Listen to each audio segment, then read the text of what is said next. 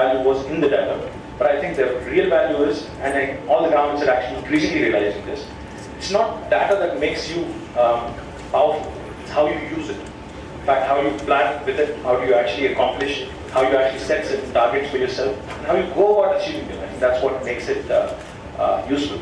And that's exactly what our government is set out to do. And what is more important, I think data does not wear out by use. Data does not wear out by dissemination. I think it's Thomas Jefferson who said, he who receives, I quote, he who receives an idea from me, receives instruction himself without lessening mine. As he who lights his taper at mine, receives light without darkening. So data actually empowers not just the beholder of it, but also the person or the persons or the people who actually are at the other end of the spectrum, who actually are receiving it and who are actually empowered by using it. So what is open data? That is exactly what the topic of this seminar is, the subject of our seminar. Open data is something that's at the heart of this data revolution that is sweeping the world today. Open data is about letting anyone reuse data for any purpose, subject obviously to an acknowledgement of the source.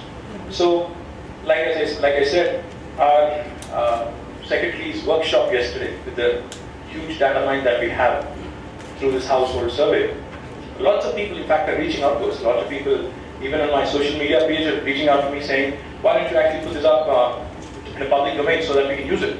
Obviously we can't keep it all because there's some confidential information that we have to, that we've actually, that we swore to keep secret. So therefore, besides what we have, what we have is classified and secret, I think the rest of it can be used for multiple purposes. So that's something that we would be considering, but obviously no decisions have been made yet.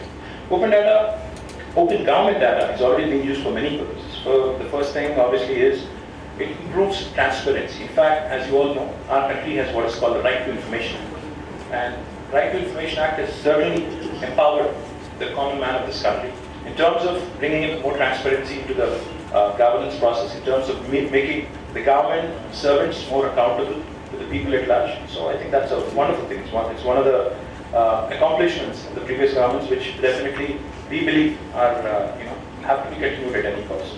The other obvious good that comes from open data is improving public services, giving people a greater understanding and input of the choices that are important to them.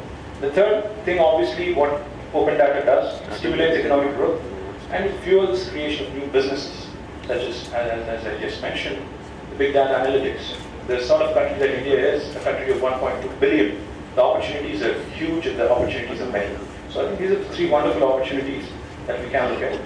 The final point, which is the main focus of our today's seminar, is that reviewing the latest evidence across the world, we keep hearing that McKinsey has been estimating the potential global price of about 3 trillion a year, exploring the nature of the companies already using open data as part of their business model. So the business opportunity is there, and the governments actually can go after it because governments actually are owners of huge data banks. So can the private enterprises, obviously. And now coming to the whole idea of open data and the World Bank, let me say why open data is important to us. I think Mr. Parmesh pretty much put it in perspective. But we are clearly focused, as government of Telangana, clearly focused on eliminating rural poverty. And our Society for Eliminating Rural Poverty is headed by Mr. Murli, who's sitting here. We've worked closely with World Bank on a lot of initiatives. In fact, we are closely working with them on the DRIGP program, the Rural Inclusive Growth Project as well. What this whole idea of open data means in eliminating rural poverty and in alleviating the issues in rural areas, obviously is, it means addressing development challenges like promoting growth and jobs, increasing private sector investment and business climate, improving governance and public services, and addressing issues of gender inclusiveness as well.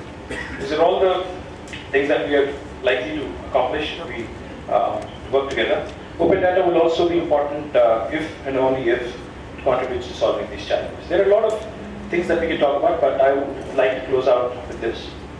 Today's event is obviously about sharing knowledge and ideas about how open data can empower rural development and inclusive growth in Andhra Pradesh and in Telangana state. And I want it to be challenging as well. We want this seminar to actually explore the possibilities and ask the questions. Is open data an opportunity as real for the developing countries like India as it is for the developed nations in the West? Is it really a gold mine for development, as some have actually claimed, or as all the reports have been claiming? What interventions are needed by the government to stimulate and support the realization of the economic and social benefits of open data for all citizens? And why does open data matter to the rural poor? These are the questions that really need to be answered. While we have some answers, these are all at a very high level and very in very nascent stage at this point in time. So as we continue this opportunity, working together to explore more on how open data can be used to eliminate poverty in rural areas, I request you all to come together so that we can make sure that open data actually contributes to reducing rural poverty and boosting shared prosperity in our two states, both Andhra Pradesh and Telangana. The possibilities are huge.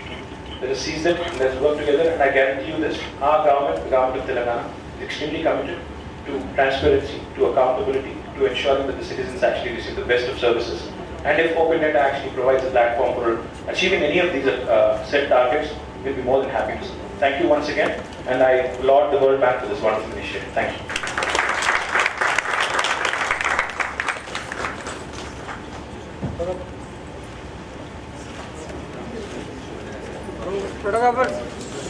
Thank you.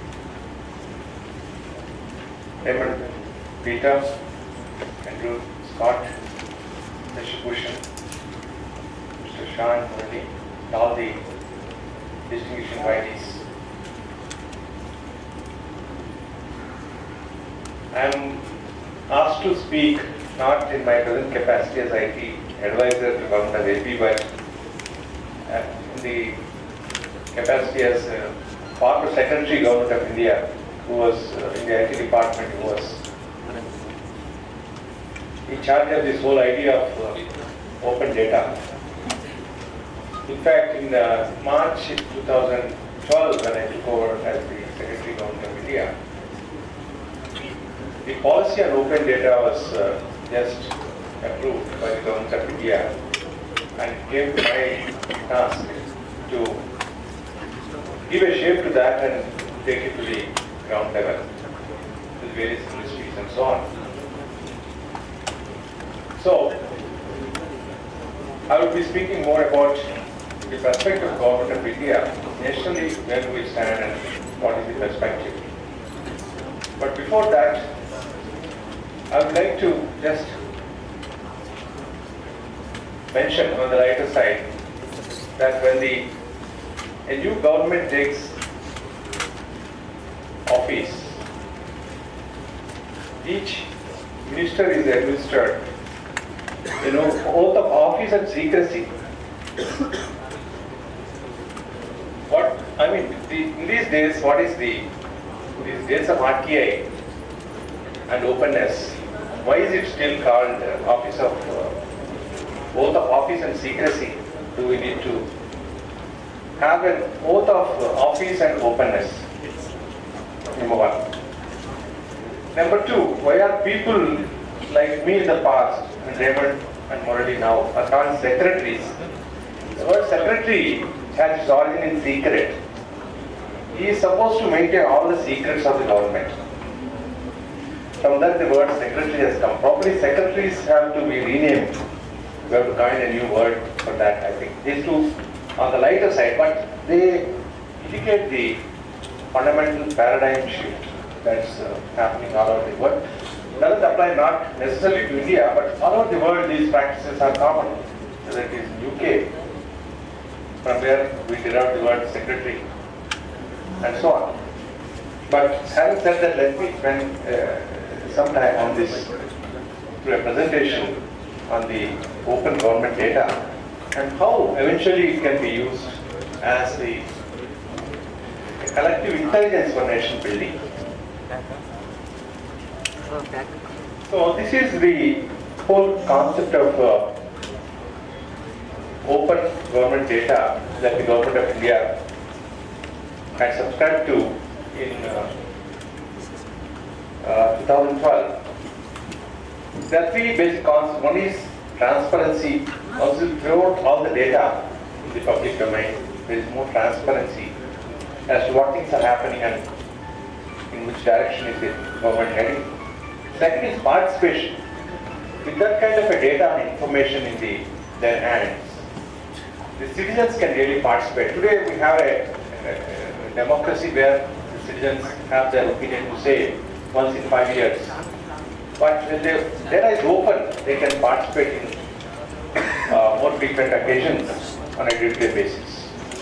And third is collaboration, where you are grouping in the academia, the industry and NGOs and others to the fold. So these three pillars, so to say, are the basis of the Open Data Initiative, the Government of India. And open data is defined as machine readable data that can be used and reused and redistributed by anyone. You can kind of shape the data in the form you like it to be more useful to the ultimate users. And this is the concept of the open data. As in, we have open source, we have open knowledge, we have open access, and so many terminologies. But open data is about this, that the person who is, able to access it is able to make use of 100 different ways. Now, how can it result in a paradigm shift in the process of governance? Just see. There is a giver and there is a taker. There. People are actually receiving it, so to say. And from there, when you create a platform for collaboration and innovation, which is possible through this open data, you reverse the point and it goes to C2G and B2G kind of situation, where the citizen is able to take the call. So this is the kind of paradigm shift that is what is aspired for through the Open Data Initiative. Now, the benefits are obvious from throwing out the data, throwing up the data in the open domain. Means transparency, accountability, citizen engagement, so that on day-to-day basis people are interested in the governance process. Collaboration, better governance, better decision making, and innovation. Because when we look at data from the perspective of government, or a government official, or a secretary, the secrecy which is really at the back of the mind, and how much information can you hold back is what is working in the mind. What says, when you throw it open, what different ways can you innovate around that data? That is, totally a different perspective altogether. So these are the benefits envisaged. And this leads to evidence-based planning. For instance, in the rural development, the Honorable Minister was also mentioning that the wealth of data that was collected in one single day, how many hundred different ways can you make use of it? Probably there is a limitation if we just hold on to it within the government, four walls of the government. But when you throw it open again, it will throw a million opportunities. So the planning, the bottom-up planning that he was mentioning too, obviously, is possible through this open data. And we have already historically a lot of data, huge data collectors like census. Today, if you see the open data.gov.in, the topmost contributor to that is the Census Commissioner. RJ, Registrar General of India, is contributing largely. So conventionally, they have been the data collectors for the government. So these are the huge data that the government, data sets that the government has, but very little used except in a very blinkers of that particular department, and analyzed only from a limited perspective of governance and government and control and regulation. So when it gets into the public domain, as I mentioned earlier, it opens up the huge opportunities for innovation. Now, who are the stakeholders in this Open Data Initiative? It all started with DST, Department of Science and Technology, and Department of Electronics and IT. We worked together on this draft, and then was approved as a policy. And NIC provided the platform, data.gov.in.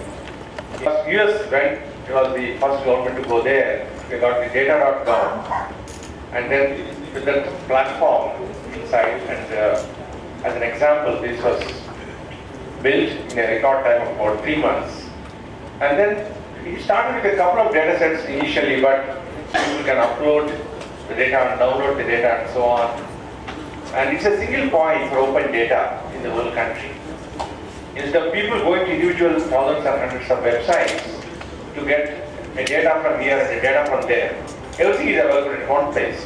So that is the approach, for this platform. And it, in the yellow strips below, that there is scope for ideas, discussions, a lot of feedback based on this. And the communities, number of communities have been built in these 2 years around agriculture, education, energy, and health. So this entire data is available. One is the policy and the other is the implementation guidelines. Currently it is mostly confined to the Government of India departments. No state has taken a major initiative. It's good that this conference today is happening in Hyderabad, so we can take advantage of this as Telangana government, as AP government. We can either create our own platform or take an instance of the data.gov.in and get going from tomorrow, so that we don't lose time in rebuilding or reinventing the wheel, which Government of India has gone through already. So this is the strategy. There are data controllers. I was objecting at that time that the word is not proper. By the time the die was cast and it was part of the policy. So just as secretaries is a oxymoron or a wrong coinage today, similarly data controller, probably it should be data facilitator or some such word would have been better. In each ministry, then there is an open data cell with a combination of domain experts, data analysts, and a technologist who will see that the data is properly analyzed. And the format in which the data has to be put has been standardized, and the metadata definition there is part of, before you upload the data, you have to define the metadata so that search and all becomes much easier for the general public. And there are a lot of workshops were held initial period to convince people in the government that heavens will not fall or hell will not break loose if you throw the data in the open domain. So it took a bit of convincing, several workshops initially, and then it picked up momentum. The government. And then these are the numbers. This homepage taken yesterday, a snapshot of the homepage yesterday of data.gov, where you have 10,000 plus resources, means data sets, and 3,226 catalogs. A lot of visualization tools. It was not there originally when we started this. It was added as a feature later. The visualization you are seeing on the right side in the map of India, where you can represent any data across the national data in that manner, and so on. And compared to this, just US, I was looking at that site, is over 100,000 data sets and organized in much more mature manner. Is the picture in the US, just for a comparison. Probably in 3 to 4 years from now, we will reach that mark of 100,000 data sets in better organized manner. This is the way, you can sort and filter the data by ministry, by state, by sector, etc. And by frequency of downloads also, which is the most frequent one that people are downloading. You can access the data by that category.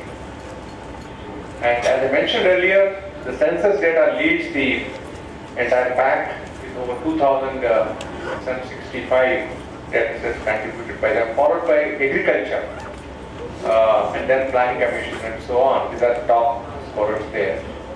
And this is the way of visualizing the information in a GIS format. Whatever information you have, national or state level information, you can visualize.